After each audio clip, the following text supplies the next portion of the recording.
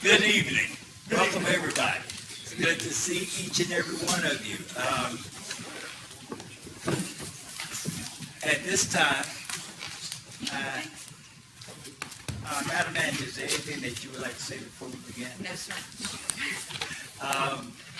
We're going to turn this over to Mr. Ham, Mr. Brian Ham. Well, good evening, and thank you again for the opportunity to speak with you tonight.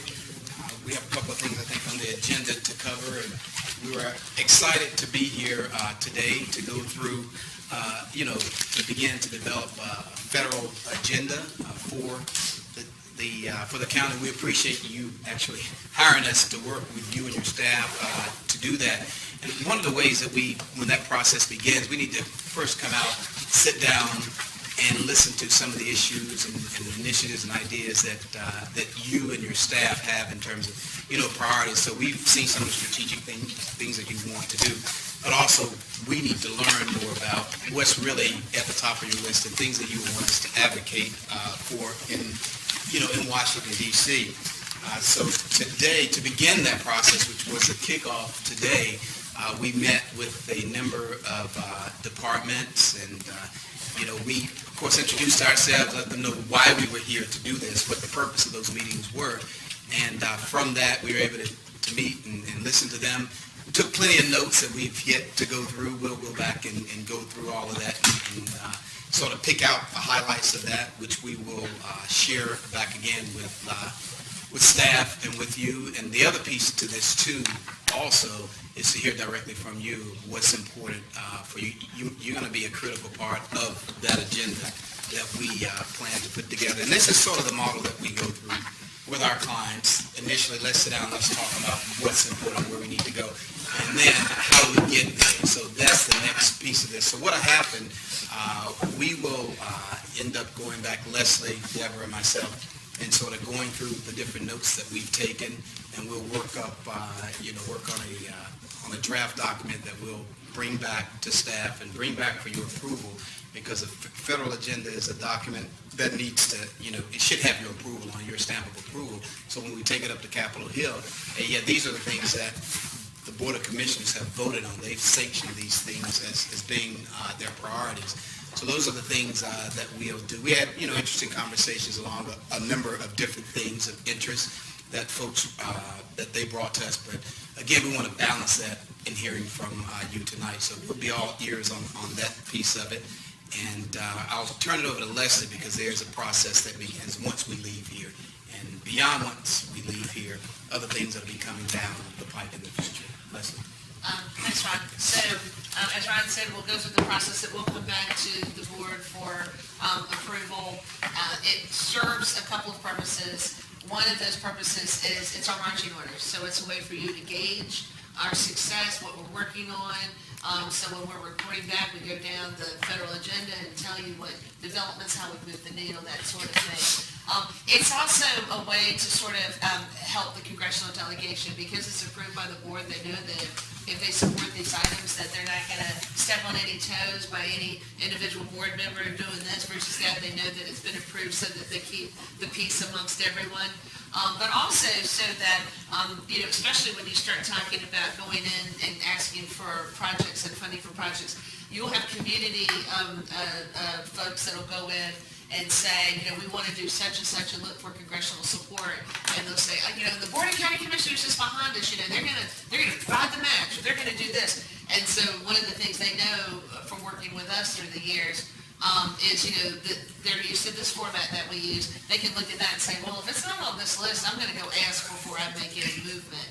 So it gives them the freedom of knowing they can connect to anything on that list. But if something comes in, aside from that they should check it out before they just run with it. So it serves a couple of purposes in that way in terms of, and also, when you go, when things open back up and you're in Washington for NACO and you're there and we decide we want to schedule some additional meetings so you can talk to the congressional offices, we use it as a format for talking points and again, just to help your congressional delegation understand where your priorities lie. So it's a multifaceted document, and it's a process we've used for years, and I will tell you, that those on Capitol Hill, elected officials and staff love it because it makes it very easy for them to follow. But the other thing that's super important, the last thing I'll mention about it, as Ron said, we're going through the meetings today, want to hear from you all this evening. But we also go and help you prioritize. So there may be things you're talking about that just aren't on the platform right now. Or maybe that piece of legislation is not going to be up for a couple of years. And so the other thing we told the staff today is, we'll end up, I'll leave here tonight with 15 pages or more full of notes, and not everything will make it on that priority list, maybe because it's just not the right timing. There's certain priorities of this administration, of this Congress, and so we help you match your needs and your priorities with what's going to actually be achievable in terms of timing and what the current environment is in Washington. We're ready to hear from you. After that, we're here to take notes and answer questions if you have questions for us. But otherwise, we want to hear what your priorities are. Where do you want to spending time on your behalf? If I forget to, I want to thank y'all for coming. This is one of the most exciting things I've been looking forward to. As I say, it was crazy talking to a TV screen. I was glad that we did.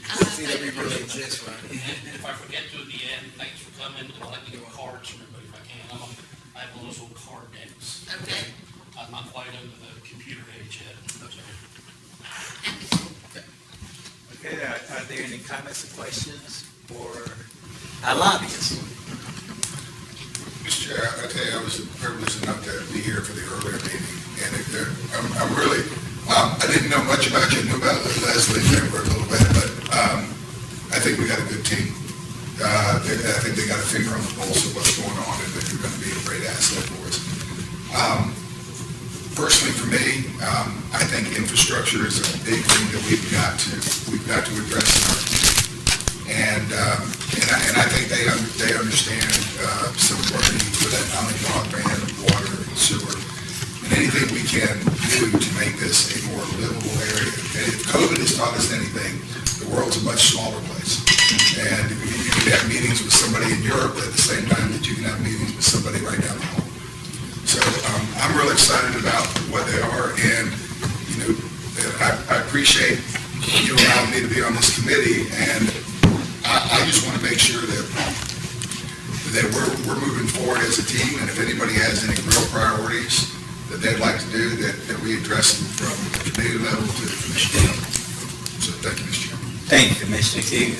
Mr. Vice Chair. Yeah, thank you. And I think that going back, trying to formulate this with the Congress people, one is around mental health. Mental health is just tremendous, even at the state level, but on the federal level, they have to be engaged. There's no ifs, ands, or buts about it. I also think that when you talk about it, education, especially for those that are disadvantaged and proportionally have been impacted during this pandemic. But not only that, just in terms of the entire community, in terms of what we have. I think those are some of the big things that we have to talk about when you talk about a legislative agenda. Those are just huge. And there's no debate about it. I think every time I go to one of the conventions or whatever, no matter what city you go to, whether it's LA County out in LA, which is one of the richest counties in the nation, homelessness is an issue. And it's got to be addressed. And all of the municipalities and all the counties trying to do it is not going to solve it without some kind of federal intervention in terms of some funding or some things that come down from the federal government. There's just not enough local dollars to be able to address that. I don't care where you are around anything. And again, we always talked about the broadband. It's just it's a global economy. It's a global world. Not just the economy, but a global world in terms of, we see what happens in other nations as they get all of this stuff over the internet. We start having these uprisings and everything else, but it's about information. It's information technology. And the last thing I say on mine is privacy.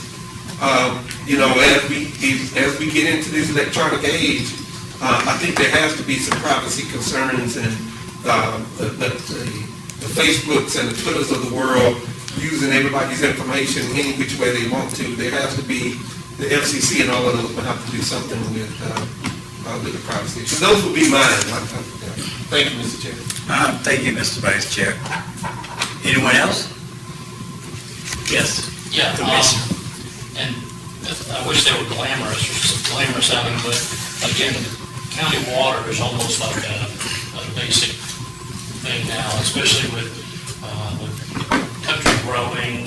You're not going to get everybody to a zero carbon. You can't. I mean, my in-laws have those electric cars, and they've now decided not to because they computed, they actually did a little research and found out that to get the electricity to the little ports on the little shopping malls, wherever they go get it, is costing a whole lot more than regular gasoline. So some of the stuff sounds good, but county water, I think, is a necessity. Sewer would just be so futuristic that I just put a little smiley face by it, but broadband was also on mine, and then again, nothing real glamorous, but I've been riding around because I've been getting calls. I rode into one, and I think it spread through the urban rumor mill about flooded creeks and river tributaries. We had, what was that, Pennystone that got wiped out? We had a whole neighborhood just happened. You basically just get demolished and rebuilt. And I think that was off of Rockfish Creek. And then we have a whole system of creeks in some areas. They almost call them like parts of Little River in northern Cumberland County are as big as Rockfish Creek. So it's just kind of a name. I don't know, I'm sure you have. You ever been to San Antonio? Well, I know I'm too old to ever say this, but the way they have taken their water mitigation and channeled the whole city. They have a 4-day festival where all the restaurants that are fortunate enough to be on there contribute a certain percentage of their proceeds, and that's how they pay all their programs for the year. And they control the water, so if there's a drought, they control it. If there's floods uphill coming down, they control it, and it's the heart of the city now. They have transportation gondolas, that are just pontoon boats. They have mini restaurants, they have floating taverns. I'm not sure, when I was there, I'm not sure I saw it. But, I mean, and it's just, everybody is they're just little electric motors, and they come out, they're so quiet, you can go shopping, get on, get off, you get a little day pass, and it's like their downtown bus. Yeah. I think it's very futuristic, but I know you. I've been Googling y'all. And I'll just tell you, some of the personal comments are really good. They say you're a fun group. And that's crucial. I mean, give someone bad news and still take it with a smile. That's a whole lot better. Anyway, I'm just excited. Thank you. Wonderful. Appreciate it. Thank you so much. Well, just like the rest of my colleagues here, I'm excited as well. Excited about the possibilities, excited about the direction in which this county can go with your help. And I do believe that you will offer a great amount of help for the citizens of Cumberland County. It's been mentioned over and over again regarding water. And it's one thing that we're working very hard with staff to make sure that our citizens receive good quality water here in Cumberland County. And that's really a major concern of all of us. I do believe it's a major concern. Matter of fact, it's a top priority for all of us. And so if and whatever you can do to help us to make that happen, because county water is needed here. We could piecemeal all day. We can take care of this part of the county, that part of the county, and later on something else might come up. But we need to get started almost immediately on providing county water. And one thing that I would like to see, that if we can do, because we're always trying to encourage industry to come to Cumberland County. And infrastructure, yes, that needs to be taken care of, but, in a bad way. But also, whenever someone is looking forward to bringing their company here, we have to have things in place for them. One will be water. And I also think transportation will play a great part. There are individuals that, throughout the county, that can't get to Fayetteville in a decent time or a decent manner to look for employment or to even attend to the businesses that they may have to attend to. So if you can help us in that regard, both of those issues are countywide, water and transportation. I think that will move us along to be in the century that we're supposed to be in. And that's my 2 cent worth right there. Mr. Chairman, can I follow up real quick? Yes, sir. Commissioner Creed. Great comments, and they really are. And as Commissioner Evans said, the person's looking to bring their company here. We also have to look at that person who's looking to bring their family. Absolutely. If they have that family here, there's got to be things for them to feel like they're a part of this community. It needs to be, in today's world, and we're all a pretty older group, except Commissioner Stewart here, she's brought the age. But they look for communities that they can settle in, that there are things to do. And not only do we have to be beneficial to the company by having good infrastructure and having transportation and having the workforce that we have, but we also have to have those quality of life things here in our community. It is almost mind-boggling the amount of funding that we're talking about right now. But I would be hard-pressed to say that the biggest shame of all of this is if you didn't have the opportunity to transform your community. And we have that right now. We can make it, what happens here in the next 24 months will shape this community for at least the next 50 years.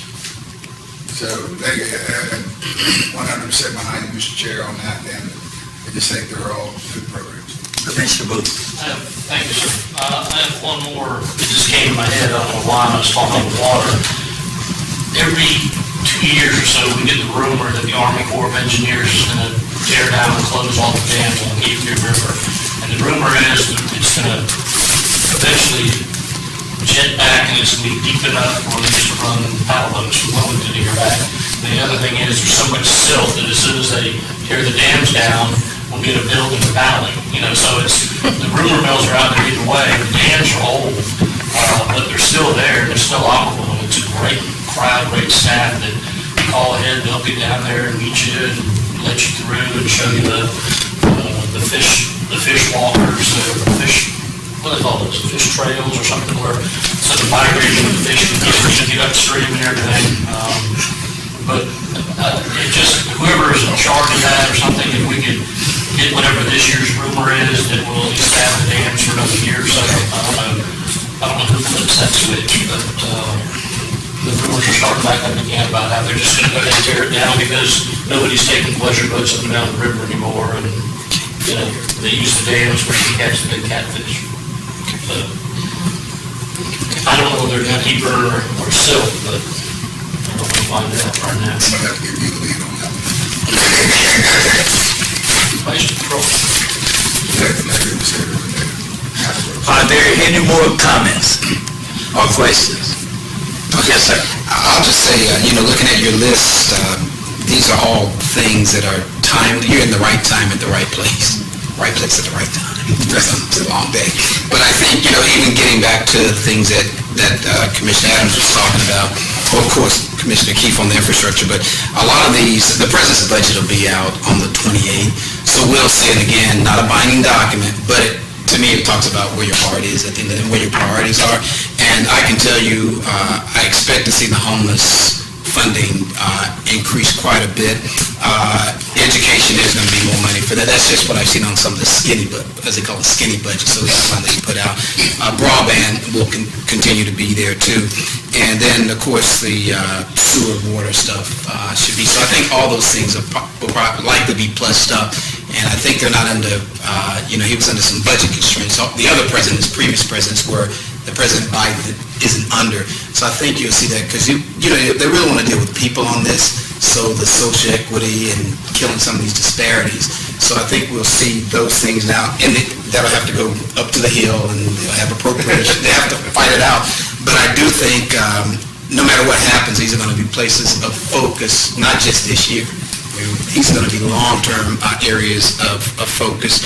I think, and on the water stuff, there are a couple, but you talk about the Corps of Engineers, so that'll be a place. I think we have to look in multiple places for that.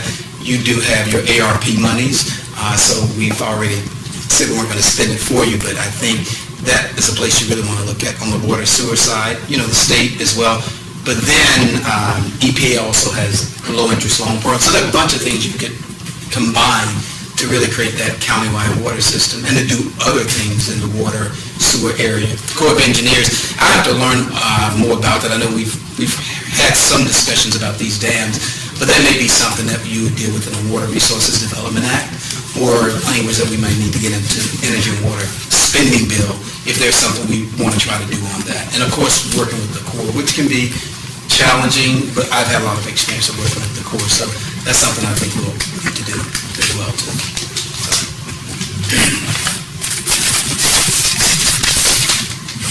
Knowing the platforms of the administration and Congress in terms of... Excuse me, Leslie, because Sally just texted, can you make sure you're talking to these microphones, because it's being, I'm it's sorry. kind of being, Yes, sir. Well, the question, thank you for the reminder. The question that I just have for the group is, again, going back to looking at the priorities of Congress and the administration is, do you have issues of interest in terms of sustainability, energy efficiency, climate action? I know flooding and things of that nature with the large storms coming through. But I just want to mention that only because there's so much emphasis on that, even within the competitive grants.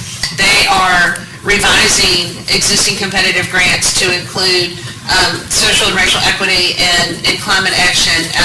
There's one in USDOT in particular, first known under the stimulus bill in the Obama administration as Tiger, and then under the Trump administration they renamed it Build, and then now they've renamed it again specifically to add in sustainability and equity in the title, Rebuilding American Infrastructure with Sustainability and Equity. So I say that just to see if I can help prompt, is there anything that comes to mind under those issues, knowing that this is a timeline of priority for those? Yes, sir. So, Leslie, I don't think we talked specifically about the climate side of it. Two parts to this question. One is, what does that look like? Meaning, is it building code, or now, to me, we've talked a number of times about parks and recreation, walking trails, these kind of things that would enhance people riding bikes as opposed to riding cars, and I think that there's some talk about, history trails going through all the different cultural parts of our community that we can incorporate in walking trails. Now, this is where my creative side comes out, and you say, hey, is this something you talk about because it's kind of a hot issue? Is this something we could bring in as being part of climate and racial disparity and cultural awareness and those things, that we could incorporate a plan like that asking for grant money? I mean, would that In terms of the device, having someone come in and help you devise a plan about what you need, like where your... No, I'm thinking more of, a walking trail that goes through all the different areas of our community and a historical walking trail that gives everybody the opportunity to connect. I mean, am I just way off there in left field, or is that something that we could mold into? No, greenways and walking trails, bike paths, that sort of thing, parks and rec in general, but particularly in that area of alternative transportation is a big issue, and will likely come, I anticipate you'll see a ramp up of that within the American Jobs Plan, which is a big infrastructure package that they're working on right now.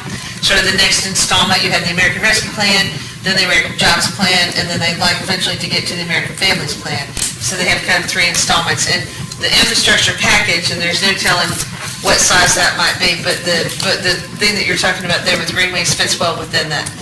Another final comment about that piece of legislation is that they're expanding it beyond what they call your hard infrastructure, if that's what the desire is, to get it beyond, roads, bridges, and, that, a lot of that. It's not a county function in North Carolina, but they're expanding that to include, for example, energy efficiency projects, clean energy projects, housing, broadband, again, water and sewer. Again, water and sewer coming up, broadband coming up. What am I forgetting, y'all, in terms of even down to schools? In there? Yeah. Schools is in there, and childcare facilities and nursing homes. That they're talking about making it very broad. That's not yet done, that's in the works, but again, those are things to mention that, Commissioner Booth. Well, see, the longer you keep me here, the longer we I'm a list person. I've had the same word down here, walkability. It's a new word that they have with it. Just like Jimmy said, people are looking to go to places, especially people that live, raise families, and retire. So, the walkability, they did this in Hotlanta. They got old railroad tracks were closed or an eyesore. And we have those all over here. And if you just think of the ones that just go cut through everywhere in town or by the river, by the Cape River, they asphalted them because they're already there, and basically the railroad, if anybody asks, will give it to them. And so you asphalt it, you make it walkable, and Atlanta it goes by now, has sprouted up restaurants and everything, and it's walking, jobs, they're building office buildings near it. The older people I saw them doing this, they had a bird electric scooter, their GPS monitor.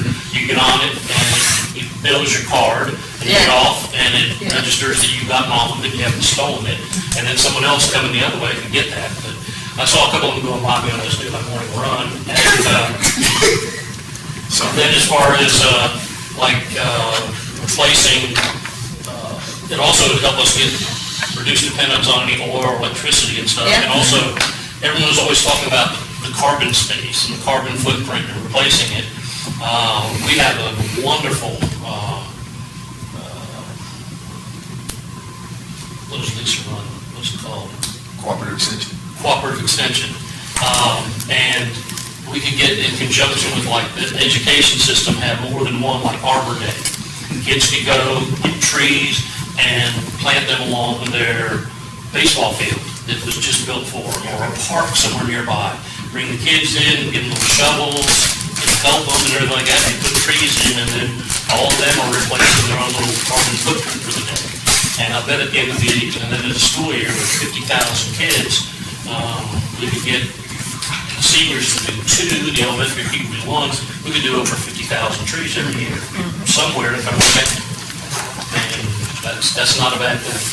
Commissioner Adams. Yeah, and I think that with this administration, climate control is going to be big. It goes back into everything with the Paris Agreement. So one of the things that we've talked about is rail from here to Raleigh. We're actually doing a study whether it goes through Johnson County or whether it goes through Harnett County. But I think rail infrastructure, I don't know how you all got here. If you came down 95, you saw it. 95 is that, and I don't know if y'all rode together, each one of you rode. But if each one of you rode, you just killed McClymont. I'm going to talk about it. Y'all need to commute a little bit. But rail from here to Raleigh, a lot of people commute from here to Raleigh, and it's just getting even more so. I know that Raleigh, Durham, and Charlotte are already talking about rail from here to Wilmington. Everybody goes down to Wilmington. I know that the mayor is talking with the mayor of Wilmington about, again, the river and all of that. Again, we know that these landfills are going, the life of the landfill is going to end. So that there has to be some funding to talk about what do we do on the next issue for the next generation of people. And one of the other things is, they gotta go back to providing incentives for, green buildings, green schools. I mean, when, they built, one over in Hope County, and they built Jack Britt, innovative, in terms of, so when you're talking about the federal legislation, you gotta talk about these incentives to business to be able to build these. Whether they're tax credits, they love tax credits, businesses love tax credits.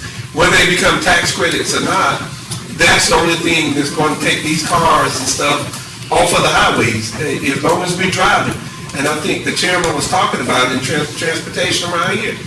If the only way you can get there is by car, then, you're looking at it. All of that adds to it. I think the city may be a little bit ahead of us. They've at least got some charging stations.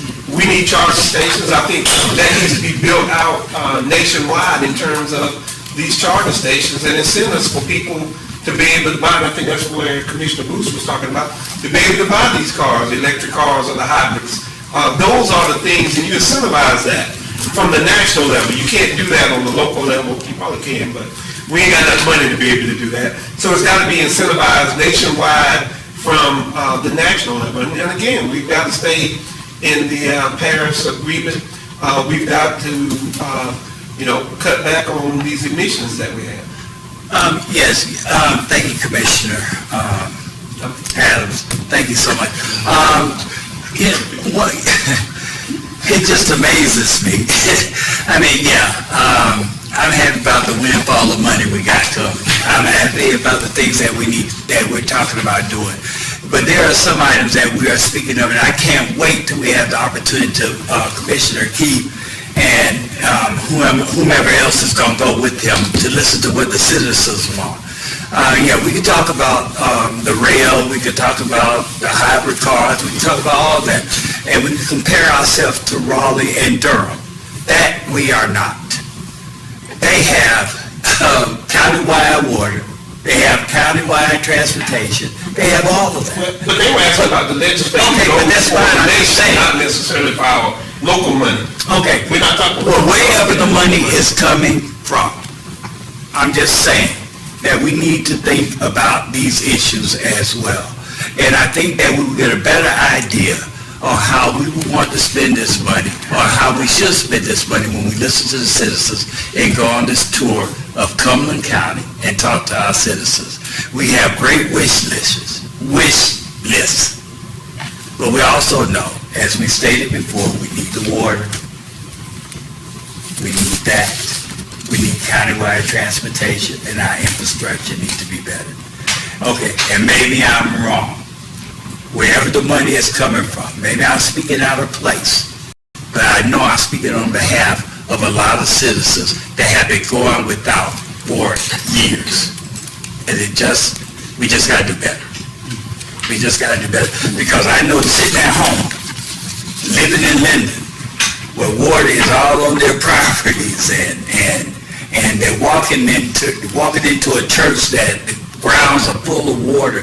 They're concerned about their infrastructure there. They don't want to hear anything us continuously talk about trail,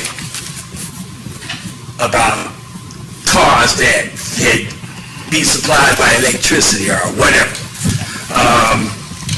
And I just thought I needed to say that.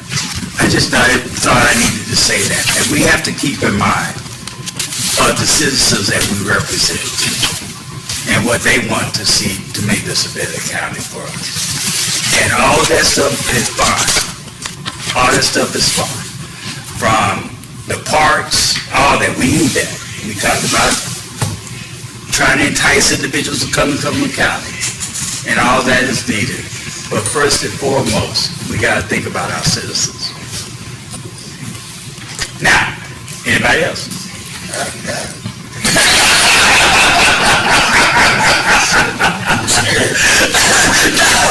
No, it's not that. I just want, somebody sitting at home, they got to realize that this is about them. It's really about them. Well, and I want them to understand that too, but we were talking about two different things. What you're talking about, which is the 65 million that comes, that's what we're talking about, taking care of our local people. I think what we were talking about on this agenda was the President of Biden and what his agenda was and what we wanted to talk about. So I think we talked about the same things.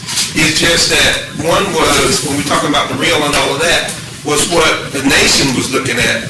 The money that we're talking about with the ARP and the funds that are coming in through the rescue plan are to take care of our local people right here in Cumberland County, which is the water, the sewer, and all of that. Well, this list is it is a little bit different. It's not necessarily you could use your ARP money for some of these, but, this is where we're looking, as Les has spoken about, looking at those grants outside of this, and then looking at appropriations as well. Looking at the appropriations with members as well. So we look at we're going to be looking at some different places for this. Usually, the American Rescue Plan is not a normal thing, so you would have an agenda. If we're building an agenda without the American Rescue Plan, that wouldn't even be even mentioned, in the same breath. It's two totally different things. So, however, again, if we go through this list and a number of these things come up, you may then decide that you want to, whenever you do your planning for your ARP money, you may say, hey, these two things, I think we should invest in those with ARP. You may say, go find grants and appropriations for the things on this list. So we build this out as sort of a target list. Once you approve it, as Leslie said, those are our marching orders. We go to find the resources to match to those requests that you have. Commissioner Keith. So, team, once again, thanks so much. But, so what are the marching orders for us right now? Okay?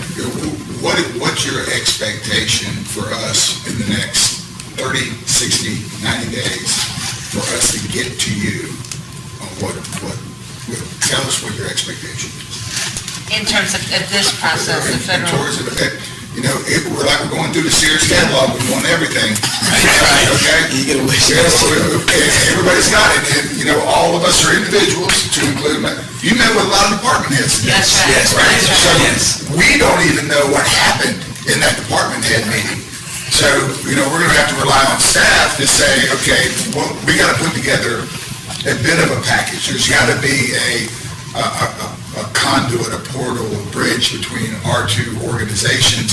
So you're not having to be like that congressman and saying, our library director is calling up going, hey, remember that, where we at on that? So there's got to be some synergy moving forward that we're all doing the same thing. So, expectations. Okay, sir? Yeah, I'll start. I'm sure we'll finish up again. So, what we'll do with this, you were sort of general, let's say, in terms of the things you gave us. You talked about infrastructure. We have to boil those things down into more specific things. So typically in this process, we would work with staff to do that. We can report back. We met with the Board of Commissioners. These were the areas that they want to focus on. So that goes back, and then we work with them. We'll go through and scrub the list they gave us, because some of those things, they're just not going to match up. But we'll pull the ones out that we think are the best matches, and then we'll also collaborate with them on the things that you've mentioned. All along the way, though, you can be informed. We'll be working with, with Amy and Sally and Angel and the other department heads to put that together. You'll get a draft before you approve anything to say, hey, this looks like this is the way we want to go. These represent some of the things that I'm interested in doing, and that is typically how we do it. But we have to rely. I wouldn't call you up and tell you to give me all the detail on these things. You have a staff, so we will work with them. That's really our conduit to you. It's the easiest way to put it. It can also be, just to mention on top of that, we've been talking about different projects, and if you had the funding, what would you do? But we also work on legislative items. So there may be some initiatives coming down, and it may be something that creates an opportunity, but it also may be something that costs you money.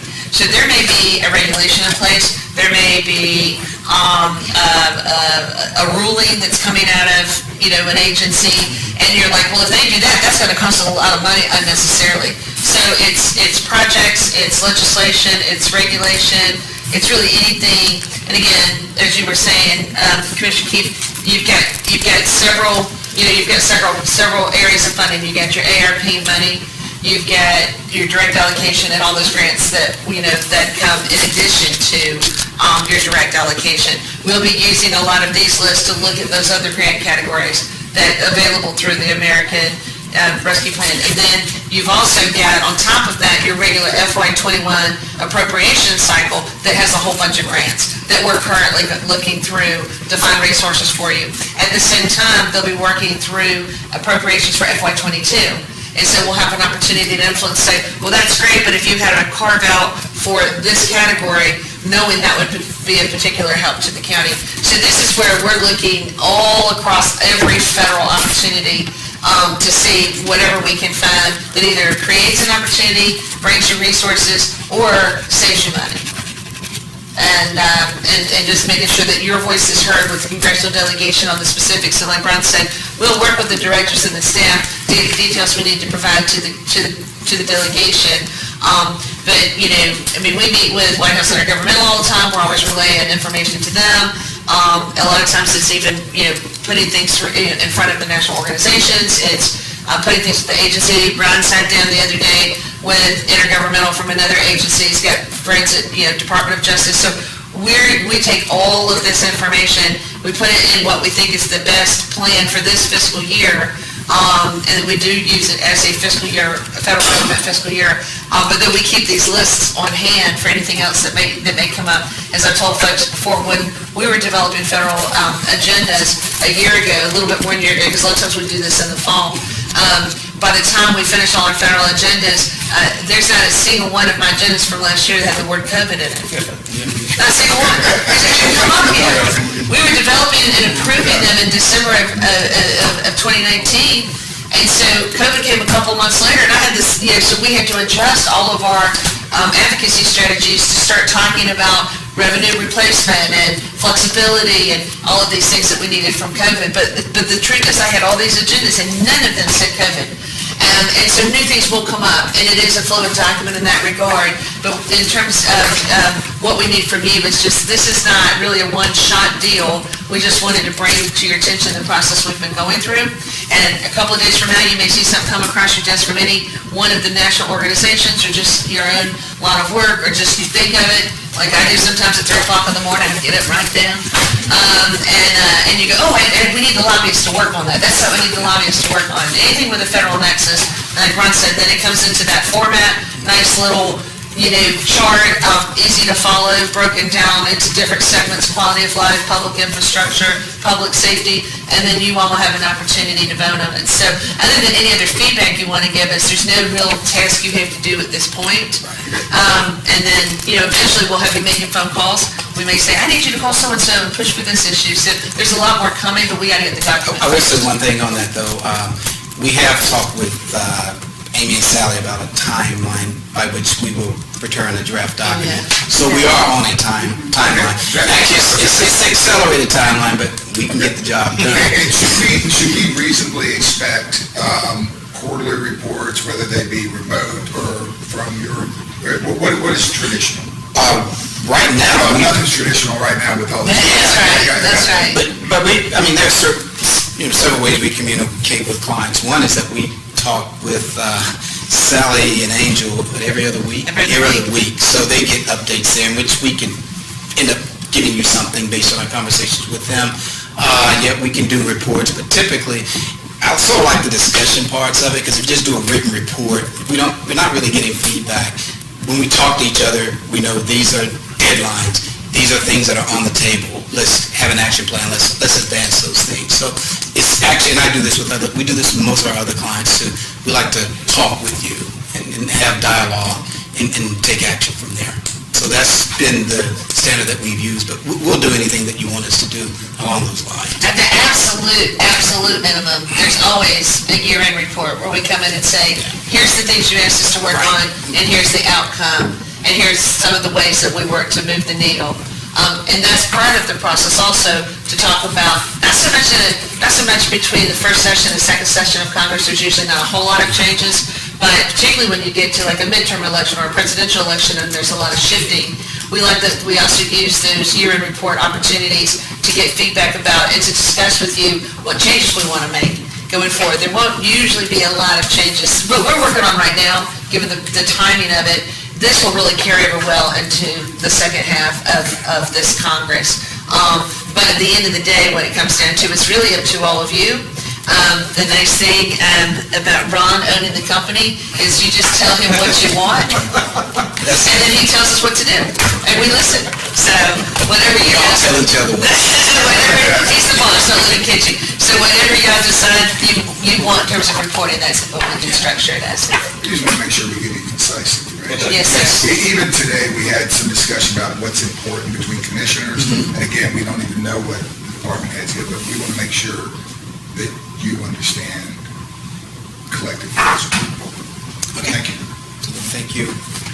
I will say on that point, I'm sorry, but you make a good point about this. One of the things that can be, and I hope y'all will take this with the greatest amount of respect, but once this document comes to you and it's approved, it is destructive if folks go to the members of Congress individually with their own initiatives, rather than kind of sticking to the game plan. It just confuses everybody. So the reason we do this is to get on the same song sheet. So I will say that if you take the song sheet and then you just throw it out and you go up and sing your own tune to the members of Congress, it does confuse them, because we tell them when they see it, this has been endorsed by the Board of County Commissioners. So I will say that up front again, in the most respect. Not saying you can't talk to your members of Congress, but it just helps in terms of if there's going to be changes to it, for us to know, because then somebody from the staff's going to call and say, I thought you said you wanted us working on this, you know? Yeah, they'll smile at you and tell you how great you are, but they'll... And then they'll call and yell at us.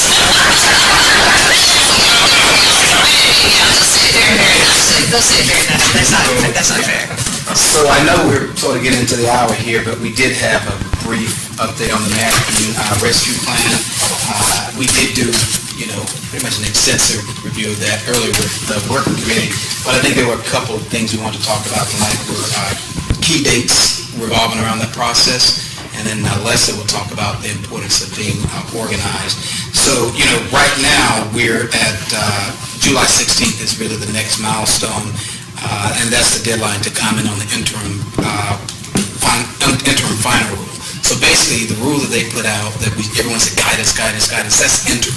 That will be changing, probably already changed, and as we said, there will be updated frequently asked questions, using those questions as the input to finalize those regulations. So you have a chance up until that point to comment on the rules. So if there's something you think about around the American Rescue Plan, well, maybe they should do this, or we don't like that, you can submit comments toward that.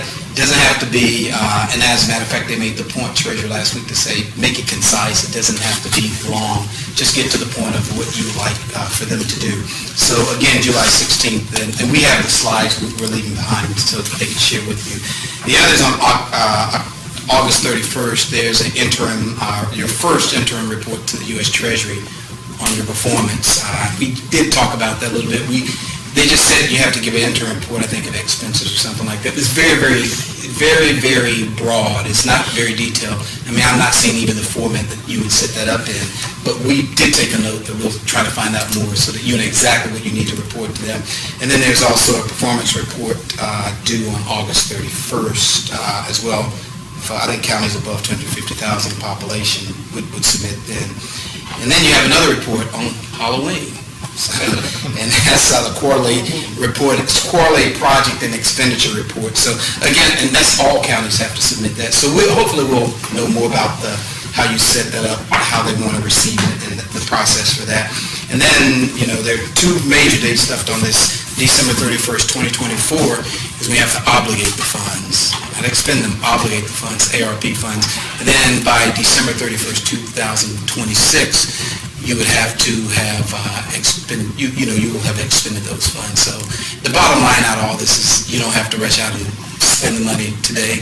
You can take your time and plan like this committee is doing, and plan so that you make sure you get the greatest impact from those dollars. So anyway, I just wanted to leave you with those dates. I'm sure you'll see more information. Any of these webinars that Commissioner Adams is always on. You'll hear that many more times. So I'll turn it over to Leslie in terms of the importance of being organized.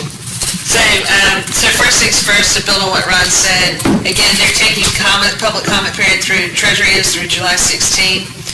So they get 60 days from the day of the Federal Register notice. And then beyond that, they'll have another 60 or 90 days to come out with the final rule. So you can tell right there how much time you have before you're going to see the next installment. This interim rule is effective immediately, but they are still gathering questions, as I've mentioned in a number of meetings. that I've been on, the number of questions in the chat box have exceeded 400 more times than I can tell you about. I mean, that's just one meeting, and then I'll go to the next one, there'll be another 250. They're all gathering questions. So anyway, they want your input. You've got time.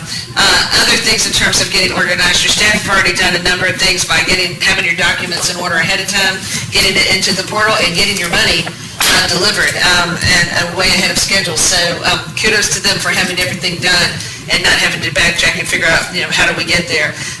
The other highly recommended points that I'll just run through quickly so we don't keep you, to your point, Mr. Chairman, assess community needs and seek public input is very important. They're encouraging you all to align your priorities with the available resources, the things we've talked about, current grants, ARP grants, other potential resources. This one's really important too, to avoid new unsustainable programs. There might be something really transformative that you want to do that sounds wonderful, but if you can't pick up the tab afterwards, you're creating yourself more of a headache than a helpful infusion of cash. So look at those things that are with a prioritization for fiscal stability and returning folks to work. I'm sorry, could you repeat what you just said again? I think I missed something. The prioritization, this comes under highly encouraged in the Treasury guidance, is the prioritization of fiscal stability and returning people to work. So that goes along also with, again, not required by statutory, but highly encouraged support for social and racial equity. And then there's more about record-keeping compliance and being prepared to tell your story. They want to hear the good stories. Two things I'll leave you with overall. They really want you to think of this as invest, not spend. And Rhonda said it very well many times, this is a journey. It's not a marathon, it's not a sprint, it's a journey. And they really want you to invest your dollars wisely and not just go out there and just start spending money. And as a result, the Financial Advisors, the National Association Group for Financial Advisors, has highly encouraged everyone to look at this in terms of spreading your dollars out throughout the application period, the availability period, so that 2024 deadline or fully expended through 2026, to spread it out and be prepared to have to, maybe pick up where some of the other funds, when they start to dry up, folks turning to you. So can't stress enough the ability to, to not feel rushed, that you have to get out the door and spend it all right now and hurry, but taking your time, hearing from the public, putting together a really good plan, looking at the resources available that will help answer these questions, making really good decisions. As we've said many times, if you fail to spend them, if you spend them in a way that is not allowed, you're subject to repayment. I don't think anybody wants that. And so that's a really, really important piece to remember, is if you don't spend it the right way, you may have to give the money back, and I don't think anybody wants to have to We didn't get anything else, we got that from you. I said 4, 5, 6 times, besides take your time and don't mess up. And so anyway, we're excited about the opportunity to work with, you're way ahead of the game, quite frankly, by having a committee, a task force of sorts to really dive into this and figure this stuff out and come back with recommendations. So anyway, that's the timeline for the ARP section, and I think as more guidance comes, I hope you're not tired of us, because I think you're going to see us quite a bit. Yeah, I think so. So talk about it, so. Well, you know what? I think you good. Okay. Well, you know what, I think that, no, we won't get tired of it, because we know and believe that you're doing what's right for the best interests of Cumberland County and its citizens. And so we appreciate you. And I think that as time goes by, we will see, like we already see, that we're very grateful to have you on board with Cumberland County. We are. Is there anything else that needs to be said at this time? Not at this time, Mr. Chairman. Is there anything else that? No, I was just going to say, have we left anything out from today's meetings, or are the ones that we needed to cover? I don't think so. Obviously, along the way, we may need to have some special meetings, especially during the month of July when we normally don't meet. And so we may be asking the committee or the board to meet so that we can move some of this forward. That would be fantastic, and I appreciate those individuals that volunteer their time to serve on this committee. Thank you for your work and your efforts. With that, no more comments. I think we're done. This meeting is adjourned. Thank you, sir. Thank you.